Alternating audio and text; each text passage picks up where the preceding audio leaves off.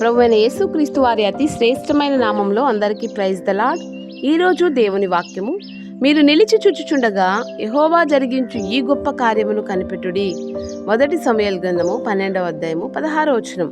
ఈ సందర్భం పరిశుద్ధ గ్రంథంలో మనం గమనిస్తే, ఇశ్రాయేల్ ప్రజలు తమకు రాజు కావాలని కోరుకున్నప్పుడు సమూయేలు గారు ఇశ్రాయేల్ ప్రజలతో పలుకుతున్నటువంటి మాటలు. మీరు రాజు కావాలని కోరుకుంటున్నారు, మీరు మీ రాజు దేవుని ఆజ్ఞలను అనుసరించి నడుచుకుంటే మీకు క్షేమం కలుగుతుంది.